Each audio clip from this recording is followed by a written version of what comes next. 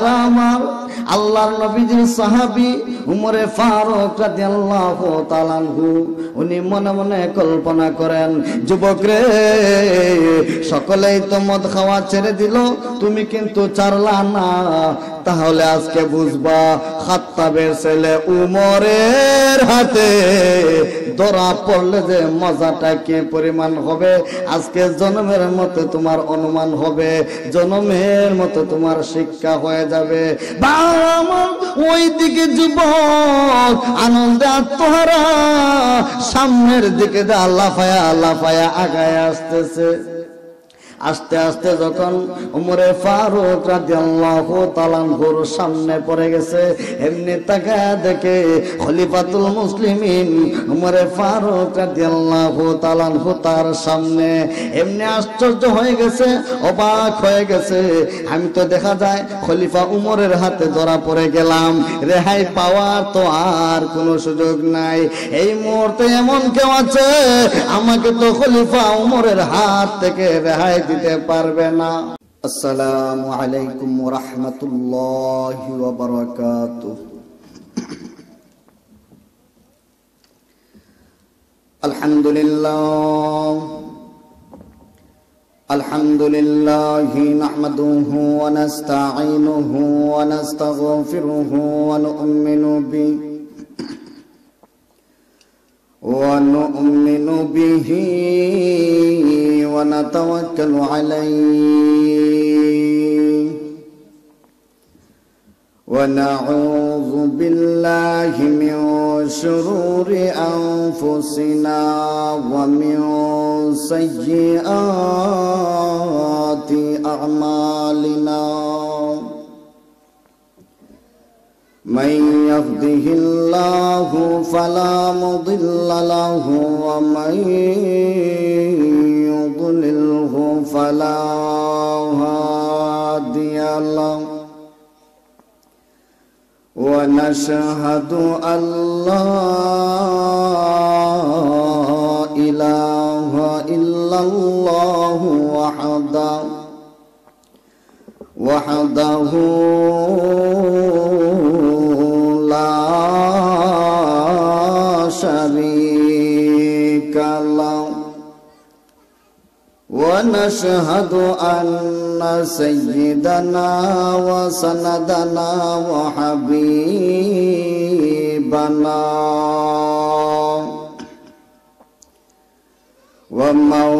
ومولانا محمدا عبده ورسوله أرسل إلى الناس كافة بشيرا ونذيرا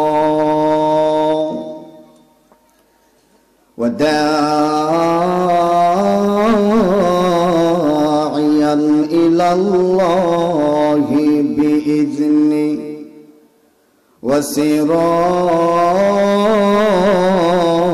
وسراجا منيرا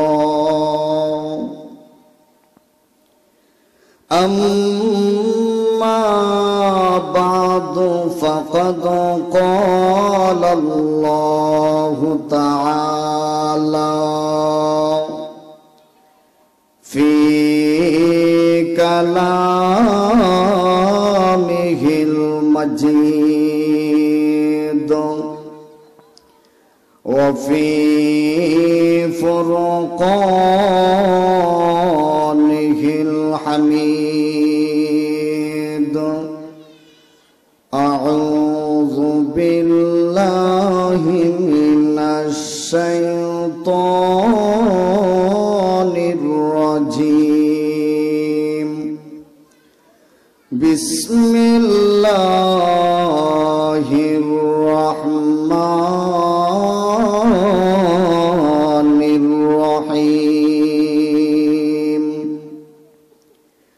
فمن كان يرجو لقاء ربه فليعمل عملا صالحا ولا يشرك بعبادة ربه أحدا. بارك الله لنا ولكم في القرآن العظيم ونفعنا وإياكم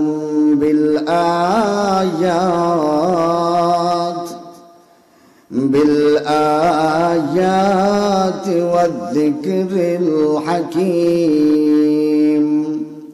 صلى الله على سيدنا ومولانا محمد وعلى آله وأصحابه وسلم. সকলেই মহব্বতের সাথে একটু দুরূদের পরে একটু সামনের দিকে আগাইয়া বসে ভাই। এই যে যুবক ভাইদেরকে বলতেছি একটু সামনের দিকে আগান ভাই।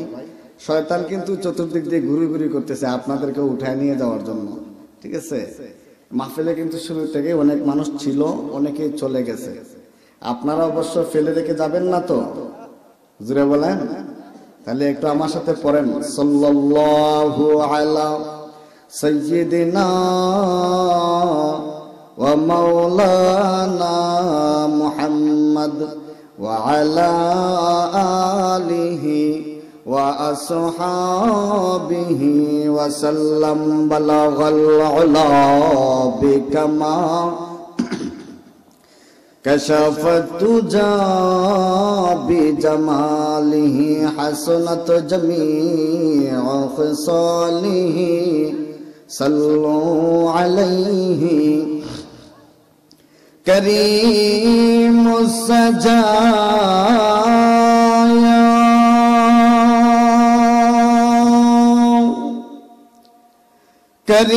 كريم السجايا جميل الشيم نبي البرايا شفيع الأمم بلغ العلا بكماله كشفت تجا بجماله حسنت جميع خصاله صلوا عليه لا إله إلا الله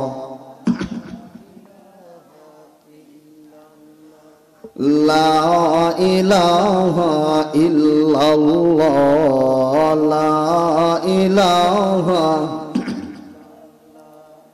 لا إله إلا الله محمد رسول الله. يا ربي صل وسلم دائما أبدا على حبيبك ونبيك خير الخلق كلهم بجاء رب हमारे दुरूद और सलाम बरगुज़ीदा नबी पर अपने मदाम हजारों दुरूद हजारों सलाम बरूह नबी ता बरूज़े क़ियाम। আলহামদুলিল্লাহ। ঐতিহ্যবাহী হবিগঞ্জ চুনারঘাট নোয়াবাদ খাদিমুল কোরআন পরিষদের উদ্যোগে আয়োজিত আজকের বার্ষিক ওয়াজ মাহফিলের সম্মানিত সভাপতি সাহেব রাসূলের কলিজার টুকরা হযরত উলামায়ে কেরাম, মুরব্বিয়ানে আযম, সম্মত প্রাণের সমবেত দিন দরদি ইসলাম প্রিয় আমার মুসলমান ভাইরা, বিশেষ করে যুগে যুগে ইতিহাস পরিবর্তনকারী আগামী দিনের জাতির দিকপাল, জাতির কর্ণধার, জাতির রাহাবার, জাতির ভবিষ্যৎ আমার যুবক বন্ধুগণ, মাইকের আওয়াজ যত দূর পর্যন্ত পৌঁছতেছে, পর্দার অন্তরালের অবস্থানরত অত্যন্ত শ্রদ্ধেয়া সম্মানিতা পরম প্রতিয়া মা ও বোনেরা, সর্বপ্রথমে আমরা মহান আল্লাহ রাব্বুল ইজ্জত ওয়াল জালালের দরবারে শুকরিয়া আদায় করি, যিনি আমাদেরকে অত্যন্ত দয়া করে মায়া করে ভালোবেসে আজকের এই রহমতি বরকতি মাগফিরাতি জান্নাতি টুকরা মজলিসে উম্মতে উলামাদের সোহবতে জাতির এক কঠিন ক্লান্তি লগ্নে এমন একটা টাইমে, এমন একটা মুহূর্তে মহান আল্লাহ আমাদেরকে আসার বসার তৌফিক টুকুন দিয়েছেন। যেই মুহূর্তে আপনি আমি যদি একটু চিন্তা করি, একটু ফিকির করি, গোটা পৃথিবীর মানচিত্রের ইতিহাস যদি আমরা একটু পর্যালোচনা করি, তাহলে আমরা দেখতে পারবো গোটা পৃথিবীতেই মুসলমানেরা একতরফা ভাবে নির্যাতনের শিকার। ঠিক কিনা? জোরে বলেন, জোরে আওয়াজ করে চিল্লায় বলেন। আপনারা চুনারঘাটের মানুষ, আওয়াজ তো কম হওয়ার তো কথা না, জোরে বলেন ঠিক কিনা? বর্তমানে পৃথিবীতে মুসলমানেরাই নির্যাতিত, নিপীড়িত, পদদলিত, অপদস্থ। ঠিক কিনা? আজকে যখন বাতিল শক্তিগুলি, ইসলাম বিদ্বেষী শক্তিগুলি, ইহুদি এবং নাসারাগুলি ঐক্যবদ্ধ হইয়া গোটা পৃথিবীর মানচিত্রের ইতিহাস থেকে যখন মুসলমানদেরকে উদ্ঘাত করে দিতে চায়, মুসলমানের কোরআনের আওয়াজকে যখন বন্ধ করে দিতে চায়, ইসলামের আওয়াজকে যখন স্তব্ধ করে দিতে চায়, ঠিক সেই মুহূর্তে আমি মনে করি ওই সমস্ত বাতিল শক্তিদের মোকাবেলায়, নাস্তিক মুরতাদদের মোকাবেলায়, ইহুদি খ্রিস্টানদের মোকাবেলায় আজকের এই মুবারক মাহফিলটা জিহাদের সমতুল্য। কথা ঠিক কিনা? জোরে বলেন, আর একটু জোরে আওয়াজ বাড়িয়ে বলেন ঠিক কিনা? আমার ভাইরা, যদি তাই আমরা সেটা বিশ্বাস করে থাকি, তাহলে আসুন আমরা সেই মহান মুনিবের দরবারে শুকরিয়া আদায় করি, আকাশ বাতাস মুখরিত করে হৃদয়ের সবটুকুন আবেগ আর ভালোবাসা উজাড় করে দিয়ে সেই মহান মুনিবের দরবারে আমরা শুকর গুজার করি, শুকরিয়া যাপন করছি। সকলেই বলি আলহামদুলিল্লাহ, আর একটু জোরে জবান খুলে বলুন আলহামদুলিল্লাহ। আমার ভাইয়েরা, বিক্ষিপ্ত আলোচনায় যাওয়ার সময় নেই, বড়ই নাজুকপূর্ণ সময় এখন। আমার ভাই একেবারে নিচে, ও জাহান্নামের তাইকা, জাহান্নামের একেবারে নিচে তাইকা আল্লাহরে ডাকতেছে। সবাইকে শুনতেছেন নি কথা? আপনারা আলোচনা, আপনারা এটা মুজাকারার মতো, আপনারাও কিছু বলবেন, আমিও কিছু বলবো, বুঝছেন না কথা? একেবারে নিচে জাহান্নামের গভীরে থেকে আল্লাহরে ডাকতেছে। জাহান্নামের নিচ থেকে আল্লাহরে ডাকলে আল্লাহ মনে হয় শুনবে না। কি বলেন আপনারা? শুনবেন নি? আল্লাহ জাহান্নামের নিচ থেকে ডাকতেছে। এইভাবে হাজার হাজার বছর ডাকতে ডাকতে ডাকতে ডাকতে আল্লাহ একদিন সাড়া দিলেন। আল্লাহর বান্দা জাহান্নামের তলদেশে পড়ে দীর্ঘদিন পর্যন্ত জাহান্নামের আগুনে জ্বলে, হঠাৎ করে মহান আল্লাহ তার অন্তরে ওই কথাটা জাগ্রত করে দিলেন, তুমি তোমার আল্লাহকে ডাকো। আল্লাহকে ডাকার মতো ডাকতে পারলে অবশ্যই তোমার আল্লাহ তোমার ডাকে সাড়া দিবেন, তোমাকে জাহান্নাম থেকে মুক্তি দেওয়ার একটা ব্যবস্থা করবেন। জোরে কোন সুবহানাল্লাহ।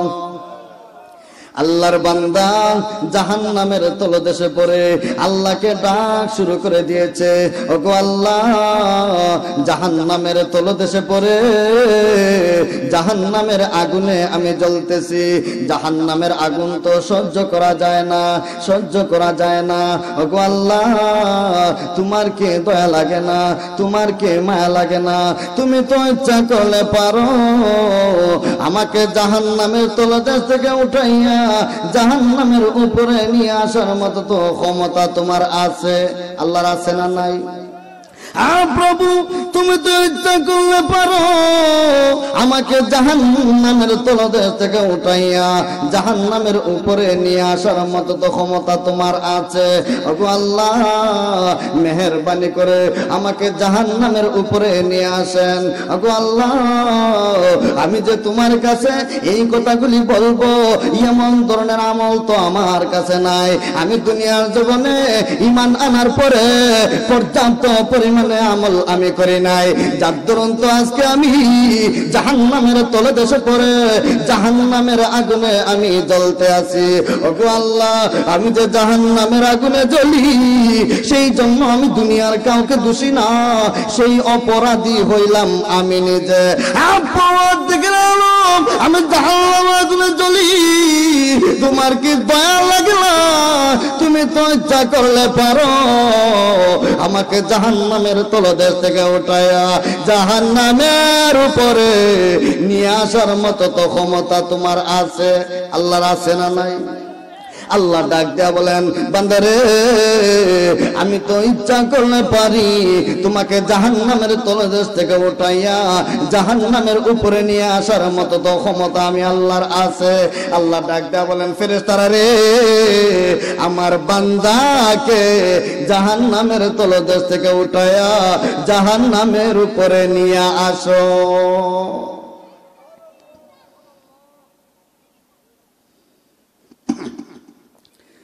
যখন জাহান্নামের উপরে নিয়ে আসা হলো, এখন জাহান্নামের উপরে যখন আনা হয়েছে এমনি আনার পরে এখন দেখা যায় জাহান্নামের একটা গেট দেখা যায়। জুড়ে বলেন কি দেখা যায়? গেট দেখা যায়।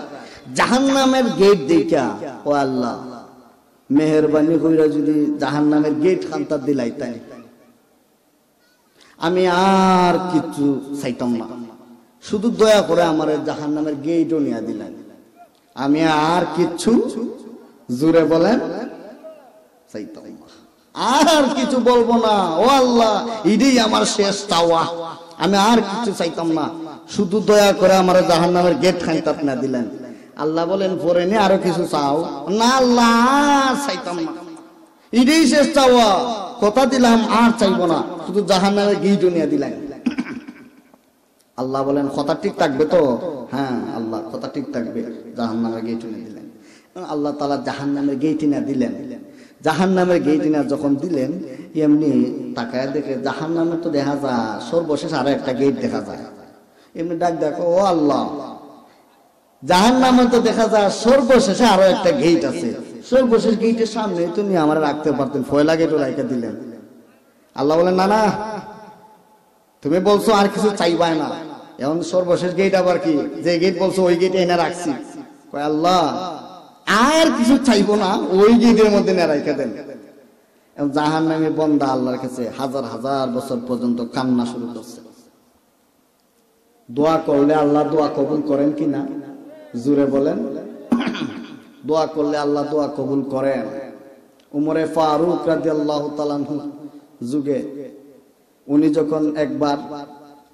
যখন একবার ওনার ক্ষমতা ওনার শাসন আমলে মদ পান নিষিদ্ধ করলেন, ঠিক ওই সময়ে, অতি সংক্ষেপ করে বলতেছি, ঠিক ওই সময়ে কিছু যুবক ওরা সিদ্ধান্ত নিল আমরা লুকিয়ে চুপে মদ পান করব। উমর কি আর দেখবনি, আমরা পাহাড়ের চূড়ায় গিয়ে লুকিয়ে লুকিয়ে কি পান করব? মদ। অনেক সময় দেশের সরকারের লুকাইয়া মাল চুরি হয়নি, জুড়ে বলেন। তো উমর রাদিয়াল্লাহু তাআলা আনহুর শাসন আমলে ওই রকম কিছু যুবক ছিল, ওরা লুকিয়ে চুপিয়ে পাহাড়ের চূড়ায় গিয়ে মদ পান করত। দেশের মধ্যে মদ পান নিষিদ্ধ থাকা সত্ত্বেও লুকিয়ে গিয়ে মদ পান করত। তো একদিন হয়েছে কি, মদ পান করতে করতে আসতেছে রাস্তা দিয়ে, মদ পান করে একেবারে হেলে দুলে আসতেছে, লাফাইয়া আসতেছে। আর ওই রাস্তা দিয়া হযরত উমর ফারুক রাদিয়াল্লাহু তাআলা আনহু যাইতেছেন। এখন দেখা হইবনি একই রাস্তা দিয়ে মদ পানকারীও আসতেছে, ওই রাস্তা দিয়ে উমরে ফারুকে আজম হযরত উমরে ফারুক রাদিয়াল্লাহু তাআলা আনহু উনিও যাইতেছেন। দেখা হবে কি না? হবে। যুবক মদের বোতল হাতে নিয়ে আনন্দে আত্মহারা, খলিফা উমর আমাকে পাবেন না, শাস্তিও দিতে পারবেন না, আমার লাগালকে পায়। আল্লাহর নবীর সাহাবী উমরে ফারুক রাদিয়াল্লাহু তাআলা আনহু, উনি সামনের দিকে আগায় আসতেছেন। উনি দূর থেকেই দেখে ফেলেছেন যুবক হাতের মধ্যে মদের বোতল নিয়ে সামনের দিকে আসতেছে। ভাইরা আমার, আল্লাহর নবীজির সাহাবী উমরে ফারুক রাদিয়াল্লাহু তাআলা আনহু, উনি মনে মনে কল্পনা করেন, যুবক রে, সকলেই তো মদ খাওয়া ছেড়ে দিল, তুমি কিন্তু ছাড়লা না। তাহলে আজকে বুঝবা খাত্তাবের ছেলে উমরের হাতে ধরা পড়লে যে মজাটা কি পরিমাণ হবে। আজকে জন্মের মতো তোমার অনুমান হবে, জন্মের মতো তোমার শিক্ষা হয়ে যাবে। ওই দিকে যুবক আনন্দে আত্মহারা সামনের দিকে লাফায়া আগায় আসতেছে। আস্তে আস্তে যখন উমরে ফারুক রাদিয়াল্লাহু তাআলা আনহুর সামনে পড়ে গেছে, এমনি তাকায় দেখে খলিফাতুল মুসলিমিন উমরে ফারুক রাদিয়াল্লাহু তাআলা আনহু তার সামনে। এমনি আশ্চর্য হয়ে গেছে, অবাক হয়ে গেছে। আমি তো দেখা যায় খলিফা উমরের হাতে ধরা পড়ে গেলাম, রেহাই পাওয়ার তো আর কোনো সুযোগ নাই। এই মুহূর্তে এমন কেউ আছে আমাকে তো খলিফা উমরের হাত থেকে রেহাই দিতে পারবে না। শরীরের প্রতিটা পশমের গুড়া গুড়ায় ঘাম বের হওয়া শুরু হয়ে গেছে। আশ্চর্য হয়ে গেছে, এমন মুহূর্তে তো কেউ আমাকে উমরের হাত থেকে রক্ষা করতে পারবে না। আমার বাপ ঠিক সেই মুহূর্তে মহান আল্লাহ ওই বান্দার অন্তরের মধ্যে ওই কথাটা জাগ্রত করে দিলেন, ওরে আমার বান্দা, দুনিয়ার কোন মানুষ যদিও তোর ওই বিপদের মধ্যে আগায় না আসে, আমি আল্লাহকে যদি তুমি ডাকার মতো ডাকতে পারো, আমি আল্লাহ অবশ্যই তোমার ডাকের মধ্যে সাড়া দিব। সুবহানাল্লাহ বলেন, আর একটু আস্তে বলেন, আরো আস্তে। আমার ভাইরা, এখন যুবক যখন খলিফাতুল মুসলিমিন উমরের সামনে আসলো, উমর রাদিয়াল্লাহু তাআলা আনহু দেখা কয়, যুবক তোমার হাতের মধ্যে কি? কম্পন শুরু হয়েছে নি? কম্পন শুরু হয়েছে। আমি কই, আল্লাহ, হাতের মধ্যে যে মদের বোতল আছে এটা তুমি ছাড়া তো আর কেউ জানে না।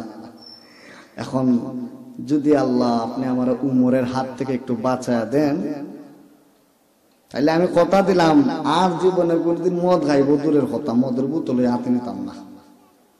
আপনি আমাকে উমরের হাত থেকে বাঁচা দেন, কারণ যদি উমর দেখে আমার হাতে মদের বোতল শেষ। কারণ উমর রাদিয়াল্লাহু তাআলা আনহুকে শয়তানও ভয় পাইতো। জুড়ে বলেন ঠিক কিনা? এই দিকে যাব না, অনেক লম্বা আলোচনা। তো দেখেন যুবক কান্না শুরু করে দিছে, মনে মনে কাঁদতেছে আর আল্লাহর কাছে দোয়া করতেছে। বিপদে পড়লে অনেকে আল্লাহর কাছে কান্নাকাটি করে, বিপদ থেকে যখন রেহাই পাইয়া যায়, উদ্ধার হয়ে যায়, তখন আল্লাহকে বলে যায়।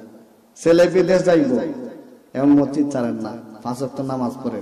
ছেলে বিদেশ যাইব, বাই রাস্তায় বাই হতে যাবে, ইয়েতে আছে বাঁচাইবার জন্য নামাজ পড়ে, কান্নাকাটি করে। যেই গন্তব্যস্থানে গিয়ে পৌঁছে গেছে, এখন আর নামাজ পড়ে না। এরকম মানুষ আছে না নাই? জুড়ে বলেন, আছে সমাজে। আল্লাহ বলেন আমি ছাড় দেই কিন্তু ছেড়ে দেই না। আল্লাহকে ছেড়ে দেন? ছেড়ে দেন না। আমার ভাইরা, যুবক আল্লাহর কাছে কান্নাকাটি করতেছে, ও আল্লাহ বাঁচায় দেন না উমরের হাত থেকে। এই উমরের হাত থেকে যদি আপনি আমাকে বাঁচায় দেন, কথা দিলাম আর মদ পান করবো না। হযরত উমর রাদিয়াল্লাহু তাআলা আনহু বলেন, যুবক হাতের মধ্যে কি আছে দেখাও। যুবক আল্লাহর কাছে কান্না কাটি শুরু করে দিয়েছে, প্রভু আমার হাতের মধ্যে যে মদের বোতল আছে এটা তুমি জানো আর আমি জানি, উমর কিন্তু জানেন না। প্রভু হে, মেহেরবানি করে আমাকে আজকে উমরের হাত থেকে বাঁচায় দেন। আমি কথা দিলাম কথা দিলাম কি ওয়াদা ভঙ্গ করেন নাকি? আপনারা আমার দিকে মনোযোগী হন, কথা বুঝতেছেন তো? আল্লাহ আপনি কি ওয়াদা ভঙ্গ করেন নাকি? আল্লাহ ডাক দেয়া বলেন আমি আবার কি ওয়াদা ভঙ্গ করলাম? আমি আবার কি ওয়াদা ভঙ্গ করলাম? কয় আল্লাহ আপনি কোরআনে জায়গা জায়গায় ওয়াদা দিচ্ছেন না কি? আল্লাহ বান্দা তেলাওয়াত করেন, উলাইকা হুমুল ওয়ারিসুন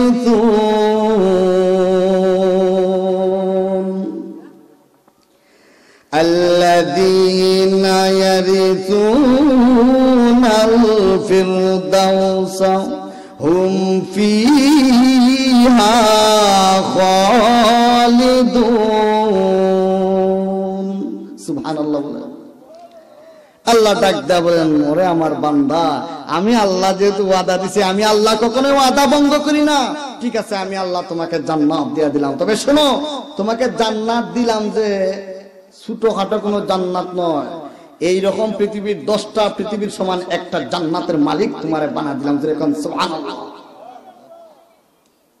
তাইলে আমাদের মূল প্রশ্নের জবাবটা পেয়ে গেলাম। একজন সর্বনিম্নের জান্নাতীরে আল্লাহ কতটুকুন বড় জান্নাত দান করবেন? এইরকম পৃথিবীর 10টা পৃথিবীর সমান একটা জান্নাত আল্লাহ দান করবেন। পাইলেন কিনা জবাব? আল্লাহর বান্দা এখানে আর একটু আলোচনা করে ফেলি, জান্নাতের একটু আলোচনা করে ফেলি এখানে। এই যে আল্লাহর বান্দা জান্নাতে ঢুকছে, এমনি এখন দৌড়াদৌড়ি করে জান্নাতের ভিতরে ঢুকা, আর বাইরে তো চাইতেছে না, যেন দৌড়াদৌড়ি করতেছে, দৌড়তে দৌড়তে দৌড়তে দৌড়তে দৌড়তে দৌড়তে যেখানে যাইয়া বসে, যেখানে যাইয়া বসে এমনি এক জায়গায় বসছে।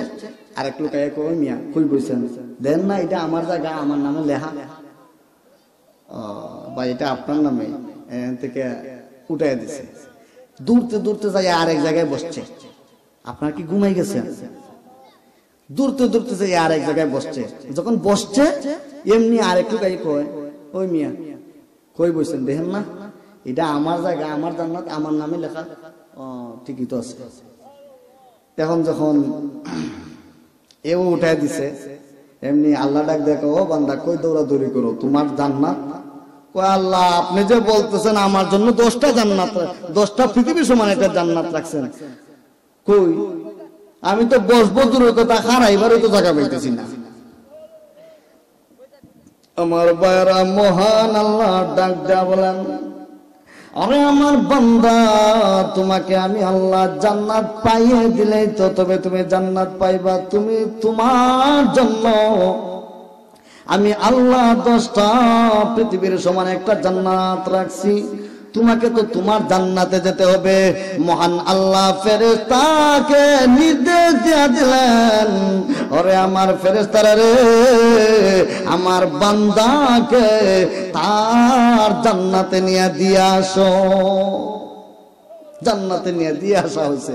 আমার ভাইরা হেদায়েত, এই যে মাহফিলে আমরা আসি বসি এই ওয়াজ শুনি, এগুলো কিন্তু হেদায়েতের উদ্দেশ্যে হতে হবে, হেদায়েত নিতে হবে। এগুলা শুই না, এগুলা শোনার পরে মন মস্তিষ্ক থাকতে হবে হেদায়েতে, যে আল্লাহ যেন আমাকে হেদায়েত দান করেন, জীবনটাকে যেন পরিবর্তন করতে পারি, যেন নিজেকে জান্নাতের উপযোগী করতে পারি। কারণ জান্নাতে যেই সেই বান্দা যাবে না, জান্নাতে আল্লাহ পাকের উঁচু মাপের বান্দারা যাবে যারা আল্লাহর ভয়ে সব সময় কাঁদতে থাকে। কত ডাকাতরা যদি হেদায়েত প্রাপ্ত হইতে পারে, আল্লাহ পাক যদি ডাকাতদেরকে হেদায়েত দিতে পারে, চুর বাটপার গুন্ডা এদেরকে যদি আল্লাহ হেদায়েত দিতে পারে, আমরা ওয়াজ মাহফিলে এসে ওয়াজ শুনে হেদায়েত কেন হইতে পারি না? তাইলে হেদায়েতের মন মস্তিষ্ক লাগবে কিনা জোরে বলেন। ফুজাইল ইবনে আয়াজ নামক ডাকাতের নাম শুনছেন? ফুজাইল ইবনে আয়াজ বিরাট বড় ডাকাত। ও ডাকাত কি করছে, সে রাত্রিবেলা যখন অত ডাকাতের সর্দার, বুঝছেন না কথা, এখন রাত্রের বেলা করছে কি সমস্ত ডাকাতদেরকে বন্টন করে দিয়া সে একলাগুলি বসছে, মসল্লা বিছাইয়া আবা আল কেল্লা এগুলো পরিধান করে বসছে, তাসবিহ হাতে তাকবীর পরে নে বৈশা আর হিসাব রাখে কতদিন কার করে ডাকাতি করলো, এর একটা হিসাব আছে তো, এইগুলো হিসাব রাখে। রাত্রিবেলা জঙ্গলের মধ্যে বৈশা যখন হিসাব রাখতেছে, এমনি ওই রাস্তা দিয়ে ওই দিন রাত্রিবেলা সন্ধ্যার সময় এক আল্লাহর ওলি একজন হুজুর মানুষ ওই রাস্তা দিয়ে যাইতেছিলেন। তো যখন সন্ধ্যা হয়ে গেল এমনি সর্বনাশ, আমি তো ফুজাইল ইবনে আয়াজ নামক ডাকাইতের রাস্তা দিয়ে চলে আসছি। তো এখন এই রাত্রেবেলা তো যাওয়া যাবে না, কারণ আমার সঙ্গে স্বর্ণ মুদ্রা আছে। যদি ফুজাইল ইবনে আয়াজের ডাকাতরা পায় সে তো শেষ। রাত্রেটা না যাইয়া আজকে রাতটায় জঙ্গলের মধ্যে কাটাই দিই, সকাল হলে যাব। তো হুজুর করছেন কি, আল্লাহর ওলি উনি এই জঙ্গলের মধ্যে থাকবার জন্য যখন গেলেন, যা দেখেন ওমা এদিকে আরেকজন আল্লাহর ওলি দেখা যাইতেছে। ফুজাইল ইবনে আয়াজের এলাকায় আল্লাহর ওলিও আছে। আল্লাহর ওলি না ডাকাইতের সর্দার, ইনি যে ফুজাইল ইবনে আয়াজ কি জানে না, কারণ ফুজাইল ইবনে আয়াজ তো ছদ্মবেশ, মেসাবজি সকলের পোশাক পরলে তো সকলেই আল্লাহর ওলি মনে করে, ঠিক কিনা? এই যে আমরা পোশাক লাগাইয়া শয়তানি করে নাম হয় আমরা জঙ্গিবাদী করে 200 মুসলমানের, ঠিক কিনা? এই যে ফুজাইল ইবনে আয়াজ লেবাস লাগাইছে কার? নবীর সুন্নতের। সবাই এই যে এই লোকে মনে করছে এইটাই আল্লাহর ওলি। আল্লাহর ওলি না ডাকাইতের সর্দার? ডাকাইতের সর্দার। এখন ডাকাইতের সর্দার বসে আছে, এমত অবস্থায় করছে কি, উনি যাইয়া বলতেছে, হযরত আপনার পাশে কি বসতে পারি? হ্যাঁ বসেন। কয় আজকে রাত থেকে আপনার কাছে থাকতে পারি? থাকেন। কয় এই ওকে বলেন থাকেন। চিন্তা করতেছে রাত্রে যে ওখানে থাকবো, ডাকাতরা যদি এখানে আইসা পড়ে তো আল্লাহর ওলিও তো কিছু কইতো না, আমারও তো তাপ্পর দেওয়া হয়ে যাইব। বলেন ঠিক কিনা?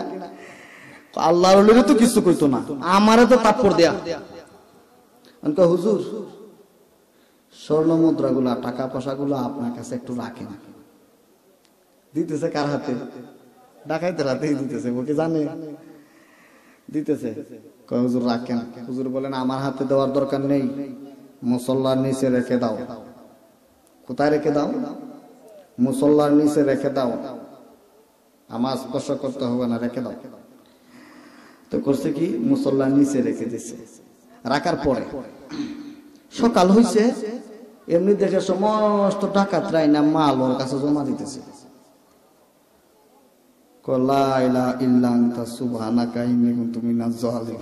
আমি দেখি শেয়ারের হাতে মুরগি বাকি দিলাম। এখন তো যেগুলো জমা দিছে এগুলো নিব দূরের কথা, জানি এই তো আল্লাহ আল্লাহ। বলেন ঠিক কিনা? জানি এই তো আল্লাহ আল্লাহ। এখন কয় যে যাই হয়, কয় হযরত আমি কি যেতে পারি? যাও।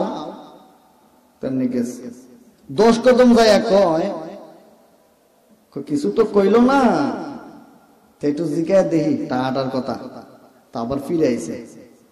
আসার পরে বলতেছে, কয় দিলে দেন না দিলে নাই, কইতে তো হয়।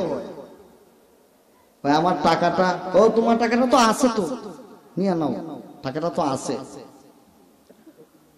এমনি যখন টাকাটা নিব কি নিব না, না এটা মায়ের দেও না আরেক ফলেছি, এত বড় টাকা মায়ের দেও না আলাদা আরেকটা পলিসি হইতে পারে না? আরে ভয় পাইতেছ কেন, নিয়ে নাও। এমনি নিচ্ছে। ডাকাতরা জিজ্ঞাসা করে, এটা আপনার আত্মীয় হয়? না। পরিচিত কেউ? না। বন্ধু? না। টাকা এই যে লোকটা এতগুলো টাকা দিয়া দিলেন, আমরা সারা রাত কষ্ট করে আসি আর আপনি দিয়া দিলেন, আপনি বলেন আমরা ওরা আবার নিয়ে আসি, টাকাগুলো আমরা আইকা দেন। না লাগবে না। ডাকাত ডাক দেয়া বলে, ও আমার সঙ্গে বন্ধুরা শোনো, আমি যখন ডাকাতি করি তখন আমার লেবাস আমি পরিবর্তন করে ফেলি, কিন্তু এখন আমার গায়ের মধ্যে যে লেবাস লাগানো আছে, যে পোশাক লাগানো আছে, এটা আমার রাসূলের সুন্নাত। আমার বন্ধুরা শোনো, আমার শরীরের মধ্যে আমার বিশ্ব নবীর পোশাক লাগানো রয়েছে, আমার মাথার মধ্যে পাগড়ি রয়েছে। এই লোকটা মনে করেছে আমি আল্লাহর ওলি, এই জন্যই তো আমার কাছে এগুলো জামানা জমা দিছে। এখন যদি আমি ওই লোকের মাল সামানাগুলো আমি আত্মসাৎ করি, তাইলে সারাটা জীবন বড় বলবে আলেম উলামারা দোষী, আলেম উলামারা ডাকাত, আলেমদেরকে দোষারোপ করবে, আমার নবীর জামার কলঙ্ক হবে, আমার নবীর সুন্নতের কলঙ্ক হয়ে যাবে। আমার সঙ্গীরা, আমি আমার নবীর সুন্নতের কলঙ্ক হতে দিতে পারি না। আমার প্রয়োজনে যা যাক, মান সম্মান যাক, আমার নবীর মান সম্মান আমি নষ্ট হতে দিতে পারি না।